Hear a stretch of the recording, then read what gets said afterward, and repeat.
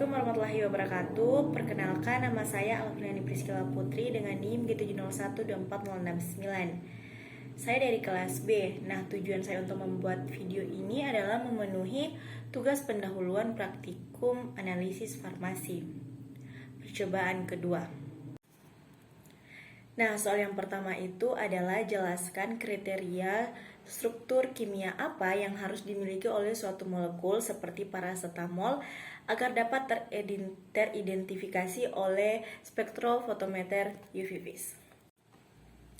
Nah, kriteria yang harus dimiliki oleh suatu molekul agar molekul tersebut dapat terdeteksi oleh spektrofotometer UV vis yaitu adalah gugus kromofor, di mana gugus kromofor ini merupakan suatu bagian yang mengandung ikatan rangkap yang terkonjugasi seperti gugus karbonil dan cincin aromatik, di mana gugus kromofor ini dia itu mampu menyerap cahaya ataupun radiasi ultraviolet dan visible.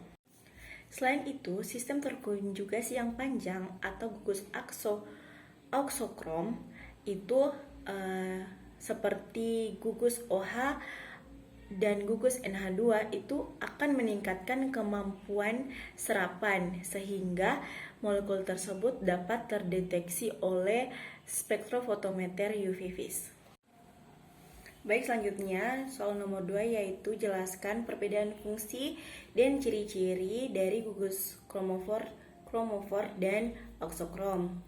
Nah, perbedaan fungsi antara gugus kromofor dan auxokrom yaitu gugus kromofor ini dia menyerap radiasi atau cahaya ultraviolet maupun cahaya visible atau cahaya tampak. Nah, ciri-cirinya itu adalah dia memiliki ikatan rangkap terkonjugasi. Kemudian gugus auxokrom ini memiliki fungsi untuk meningkatkan intensitas serapan dari gugus kromofor. Ciri-cirinya itu dia memiliki pasangan elektron yang bebas.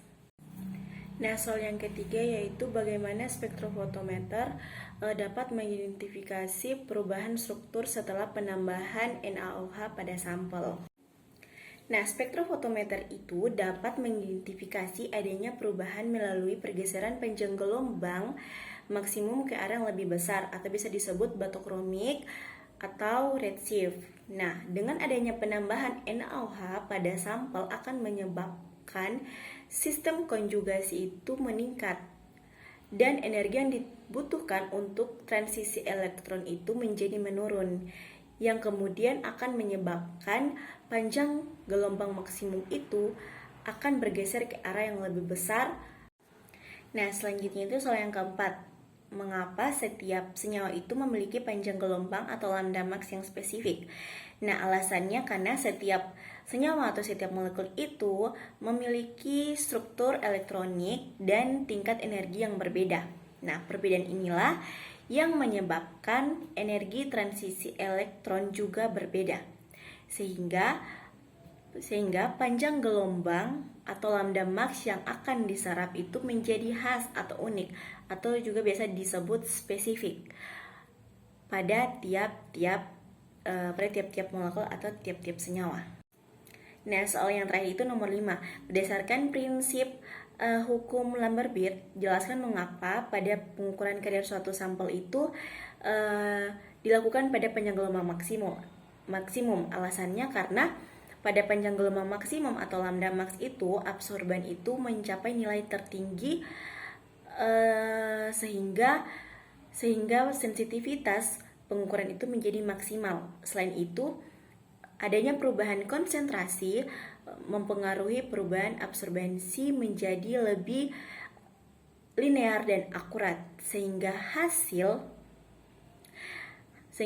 ini akan menjadi lebih teliti dan presisi sesuai dengan prinsip hukum Lambert-Beer. Sekian video dari saya, kurang dan lebihnya saya mohon maaf dan saya ucapkan terima kasih. Bye.